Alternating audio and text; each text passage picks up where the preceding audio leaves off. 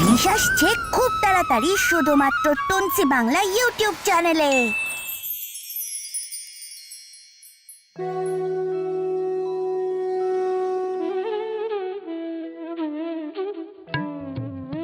আজ অনেক দিন পর মহাদেবের জন্য লাড্ডু বানাচ্ছি। আশা করি প্রভুর খুব পছন্দ হবে। প্রণাম মাতা, আপনি এখানে আর আমি আপনাকে গোটা কৈলাসে খুঁজে বেড়াচ্ছি। তাই নাকি? আচ্ছা বলো, আমাকে এত খুঁজছো কেন? দেবাদিদেব মহাদেব জানালেন উনি এক্ষুনি প্রাসাদে আসবেন না, ওনার আসতে সময় লাগবে। আচ্ছা, আমি এখন মহাদেবের কাছে ফিরে যাচ্ছি মাতা। প্রণাম। এই হচ্ছে প্রভুর অবস্থা। আমাকে বললেন একটু পরেই আসবেন, কিন্তু এখন কখন আসবেন কে জানে। এদিকে আমার লাড্ডু বানানো শেষ হয়েছে, তাহলে আমি অযথা সময় অপচয় না করে স্নান সেরে আসি। আশা করি ততক্ষণে মহাদেব প্রাসাদে ফিরে আসবেন। নন্দী, একবার এদিকে এসো তো। প্রণাম মাতা। আমি প্রাসাদের ভেতরে যাচ্ছি স্নান করতে। দেখবে কেউ যেন প্রাসাদে প্রবেশ না করে। মনে রেখো, কেউ না মানে কেউ না, এটা কিন্তু আমার আদেশ। যথাজ্ঞ মাতা, আমি পাহারায় আছি, আপনি নিশ্চিন্তে যান।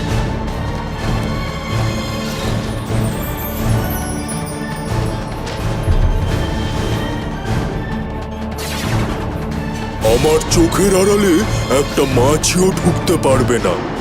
আমি নন্দী, আমি আছি মাতা পার্বতীর পাহারায়। প্রণাম প্রভু। তুমি দেবী পার্বতীকে দেখেছ? আমি ওনাকে খুঁজে পাচ্ছি না। হ্যাঁ প্রভু, মাতা প্রাসাদে প্রবেশ করেছেন স্নান ঘরে। আমাকে এখানে পাহারায় রেখেছেন, যেন কেউ ভেতরে প্রবেশ করতে না পারে। আমায় এখনই পার্বতীর সাথে একবার দেখা করতে হবে। কিন্তু প্রভু, মাতা যে আমাকে আদেশ দিয়েছেন কেউ যেন প্রাসাদে প্রবেশ করতে না পারে, তার কি হবে? দেখো নন্দী, পার্বতীর সেই আদেশ অন্যের জন্য, আমার জন্য নয়। আমি তার স্বামী, তিনি আমায় প্রবেশ করায় বাধা দেবেন না। তাই প্রাসাদের দরজা থেকে সরে দাঁড়াও।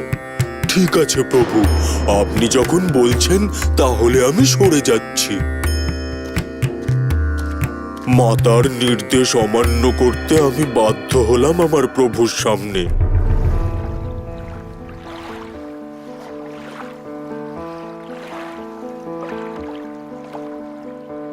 দেবী পার্বতী, আপনি কোথায়? এই যে মহাদেবের কণ্ঠস্বর, কিন্তু তিনি এখানে আসবেন কি করে? আমি যে নন্দীকে পাহারা রেখেছি। দেবী পার্বতী, আপনি এখানে? আর আমি আপনাকে সর্বত্র খুঁজে বেড়াচ্ছি। এ কি স্বামী, আপনি এখানে? আমি যে নন্দীকে পাহারায় বসিয়ে এলাম, বললাম কেউ যেন প্রবেশ না করতে পারে, তারপরেও আপনি প্রবেশ করতে পারলেন কি করে? আপনাকে প্রবেশ করতে দিল কেন নন্দী? শান্ত হন দেবী, আমি যে ওর প্রভু, ওর সাধ্য নেই আমাকে আটকায়। আপনি এখানে এসে মোটেও ঠিক করেননি, আর নন্দীও আমার আদেশ অমান্য করে আমাকে অপমান করলো।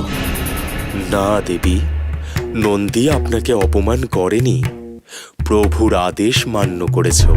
ঠিক আছে, তুমি স্নান সেরে নাও, আমি পরে আসছি। আমি ওকে পাহারায় বসে এসেছিলাম তা তো ঠিক, কিন্তু ও যে মহাদেবের ভক্ত, মহাদেবকে আটকানোর ক্ষমতা ওর নেই। সর্বদা প্রভুর সেবায় ও মগ্ন থাকে। তবে এমন একজন আমার চাই যে কেবল আমারই কথা শুনবে, অক্ষরে অক্ষরে পালন করবে আমার আদেশ।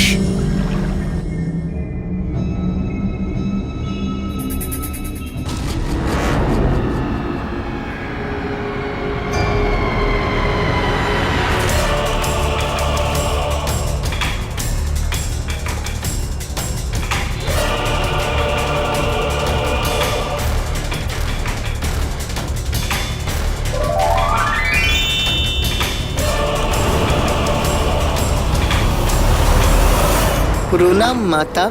তুমি গৌরী পুত্র গণেশ। গণেশ, তুমি সমগ্র কৈলাস ঘুরে দেখো, এই স্থান তোমার। তুমি যেখানে খুশি যেতে পারো। যথা আজ্ঞা মাতা। আমি এখানে খুব খেলা করব। মাতা বলেছেন আমি যেখানে খুশি যেতে পারি।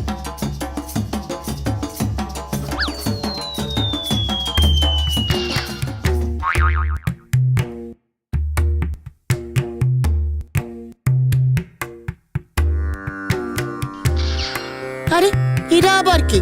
যাই তো দেখি। প্রভু এক মনে ধ্যান করছেন। দেখো, এই সময় দেবর্ষী নারদ যেন প্রভুর ধ্যান ভঙ্গ না করেন। হ্যাঁ, আমি নিজে দ্বার রক্ষী হয়ে পাহারায় থাকবো।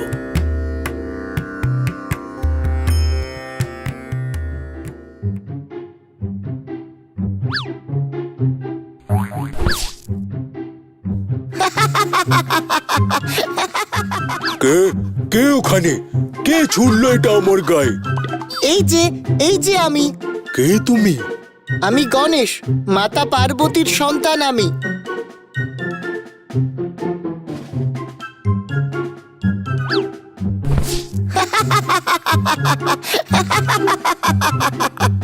পারে না, আমাকে ধরতে পারে না।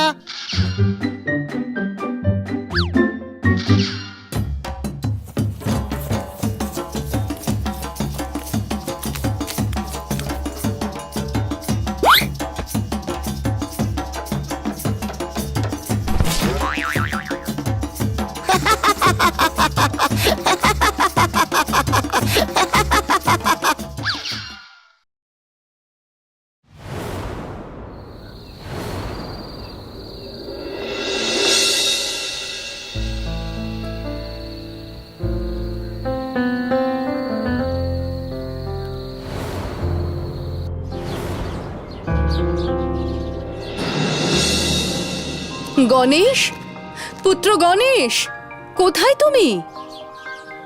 পুত্র গণেশ, এসো, এইদিকে এসো।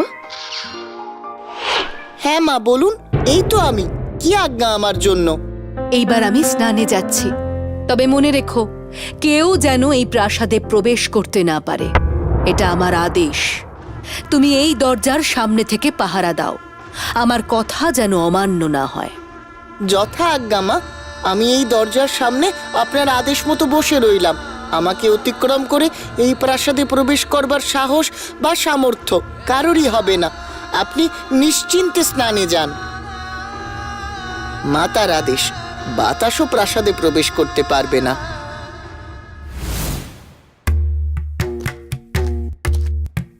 কে তুমি বালক? আমার পথ আটকালে কেন? ক্ষমা করুন প্রভু, আমি আপনাকে ভেতরে যেতে দেব না। আমি পার্বতীর পুত্র গণেশ। তাই নাকি? তুমি পার্বতী পুত্র গণেশ? হ্যাঁ, আমি আমার মায়ের আদেশ পালন করছি। আমার মা বলেছেন যতক্ষণ না তিনি আদেশ করছেন আমি যেন কাউকে ভিতরে প্রবেশ করতে না দিই। তাই? আচ্ছা পার্বতী পুত্র, বেশ। তবে এই আদেশ আমার জন্য নয়, আমি পার্বতীপতি মহাদেব। সরে যাও বালক। কিছুতেই না। যতক্ষণ না পর্যন্ত মা আমায় আদেশ করছেন আমি কাউকে ভিতরে প্রবেশ করতে দেব না। এমনকি বাতাসেরও এই প্রাসাদে এখন প্রবেশ নিষেধ। আমি বাতাসকেও প্রবেশ করতে দেব না। জেদ করো না বালক, সরে যাও বলছি। এ অসম্ভব। কে? অসম্ভব? এত বড় কথা? তোমার আমার রাগ সম্পর্কে ধারণা নেই। আমি রেগে গেলে সৃষ্টি ছারখার হয়ে যায় বালক। আমার পথ থেকে সরে দাঁড়াও। শান্ত শান্ত হয়ে যান প্রভু, আমি ওকে বোঝাচ্ছি। বালক, তুমি সরে যাও প্রভুর রাস্তা থেকে, নইলে বিরাট বড় ক্ষতি হয়ে যেতে পারে। তুমি আর জেদ করো না, ভবিষ্যৎ নিয়ে ভাবো। ভবিষ্যতে পরিণাম যাই হোক না কেন আমি আপনাকে পথ ছেড়ে দিতে পারবো না। এ কি গণেশ, তুমি এখানে? এটা তোমার খেলার জায়গা নয়। সরে যাও প্রভুর রাস্তা থেকে। সূর্য পশ্চিমে উঠতে পারে, কিন্তু গণেশ নিজের কথা থেকে সরে দাঁড়াবে না। আমার মায়ের আদেশ পালন করা আমার পরম ধর্ম। মূর্খ বালক, সরে যাও। তুমি কিন্তু আমার ধৈর্যের পরীক্ষা নিচ্ছ। ফলাফল ভালো হবে না। প্রভু প্রভু শান্ত হন প্রভু, আমি দেখছি ও তো ছোট্ট, কিচ্ছু বোঝে না। আমি ওকে সরিয়ে দিচ্ছি বুঝিয়ে সুঝিয়ে। ভালো কথায় কাজ না দিলে নিজের অস্ত্র দিয়ে ভয় দেখাও। আমি আর এখানে দাঁড়াবো না। দেখো বালক, প্রভুর পথ থেকে সরে যাও। উনি রেগে গেলে অনর্থ হয়ে যাবে। আমার কথা শোনো, শোনো দয়া করে। তোমার কথায় আমি পথ থেকে সরবো না। ক্ষমতা থাকলে সরিয়ে দেখাও। কি এত বড় কথা? তুমি উপরন্তু আমাকে চোখ দেখাচ্ছ? শোনো, আমার কিন্তু অনেক শক্তি। আমি মুখের কথায় বিশ্বাস করার পাত্র নই। তোমার শক্তি থাকলে প্রয়োগ করো, দেখি তোমার কত শক্তি। তবে রে,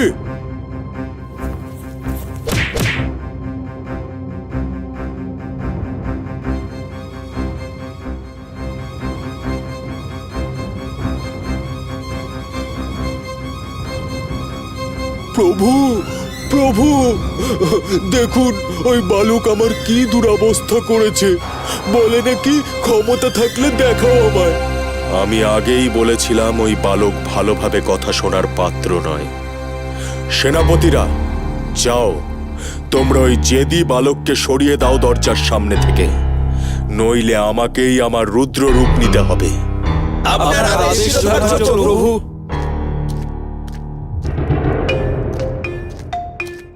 ওই নন্দী নিজে হেরে এবার দল পাঠিয়েছে। কোনো ব্যাপার না, এবার তোমাদের সবাইকে আমি মজা দেখাবো। চলে এসো তোমরা, দেখি কার গায়ে কত জোর। এ কি, ওইটুকু ছোট্ট বালক গণেশকে না বুঝিয়ে মহাদেব নিজের সেনা পাঠালেন ওর সাথে যুদ্ধ করতে? না, আমাকে এর মধ্যস্থতা করতেই হবে।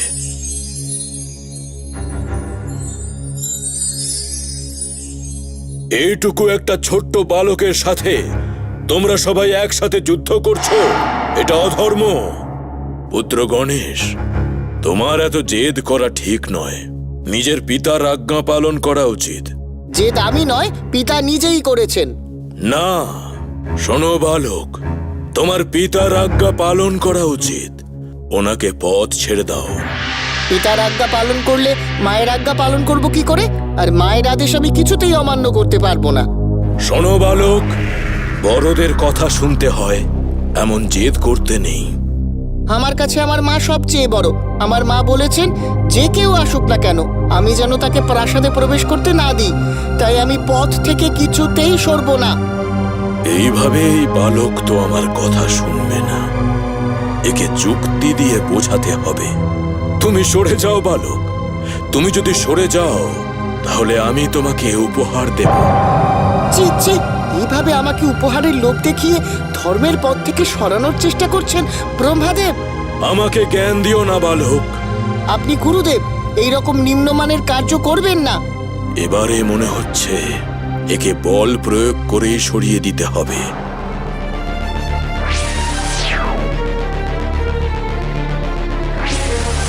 এ কি করে সম্ভব? ওইটুকু ছোট্ট বালকের কাছে এত ক্ষমতা এলো কি করে?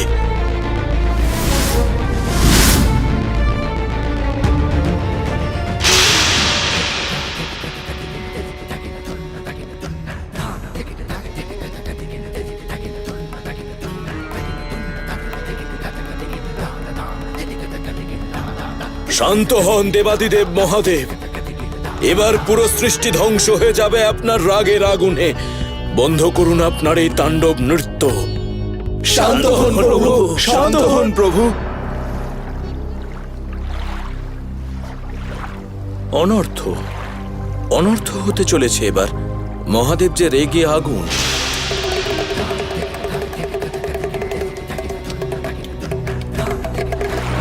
তাণ্ডব করছেন কৈলাসে। সে কি কথা প্রভু? মহাদেব তাণ্ডব করছেন? তাহলে তো সত্যি বিপদ হতে চলেছে। হ্যাঁ, পুরো সৃষ্টি ধ্বংস হয়ে যেতে পারে। আমায় এখনই কৈলাসে যেতে হবে। শান্ত করতে হবে মহাদেবকে। আমিও যাব আপনার সাথে। সেখানে দেবী পার্বতীর সাথেও একবার দেখা করে নেব। আচ্ছা বেশ, তুমিও চলো প্রিয়ে।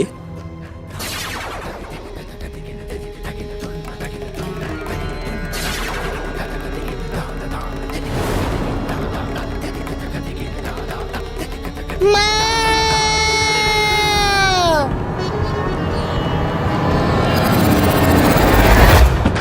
না না, এ কি?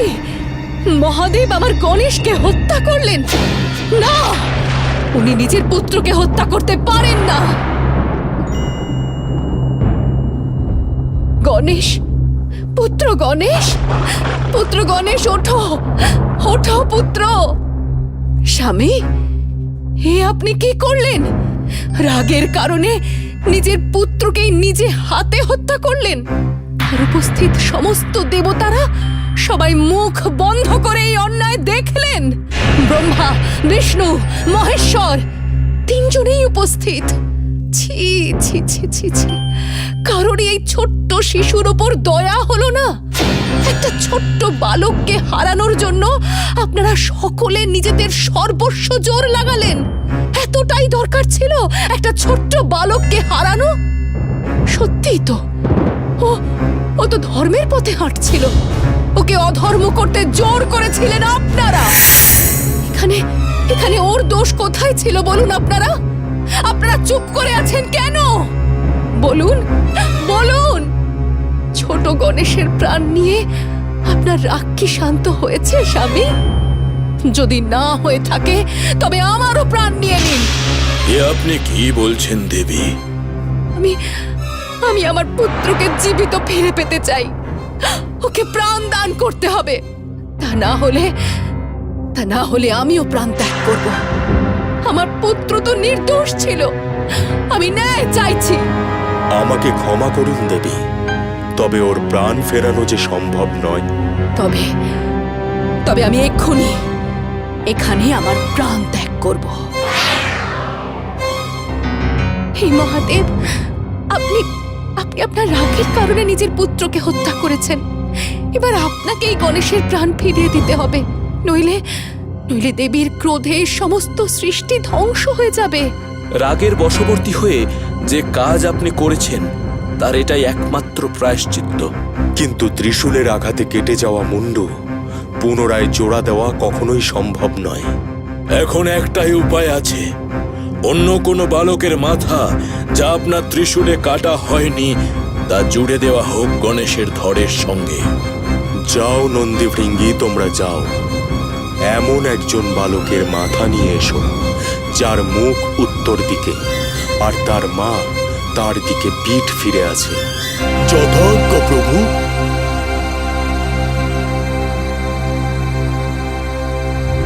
সর্বত্র ঘুরে ঘুরে কোথাও কিছু না পেয়ে শেষে নন্দী আর ভৃঙ্গি উপস্থিত হয় এক জঙ্গলে।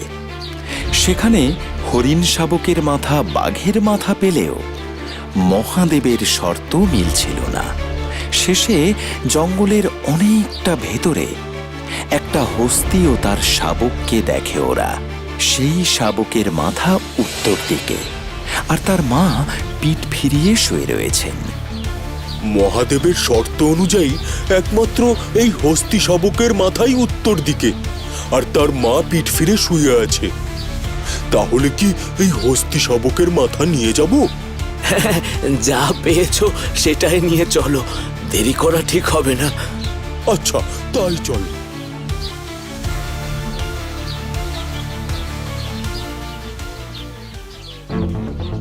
তোমরা কি মূর্খ? এ কি নিয়ে এসেছো তোমরা?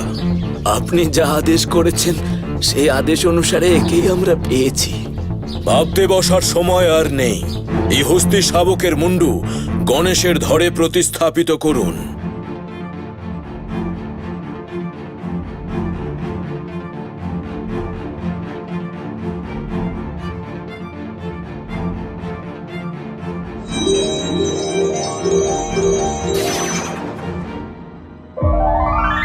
মা, মা, মা।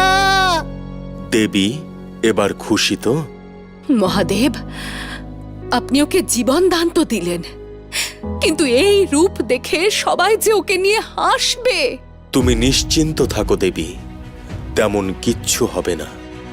আমি আশীর্বাদ করছি, যুগে যুগে এই সমগ্র সৃষ্টি ওর পূজা করবে। এই বালক গোটা সৃষ্টির কল্যাণ করবে। আমি ওকে আশীর্বাদ করছি, যখনই কিছু শুভ কার্য হবে তখন সর্বপ্রথম গণেশের পূজা করা হবে। সবার পুজোতে আগে পুজো পাবে গণেশ, লোকে তোমায় গজানন বলবে।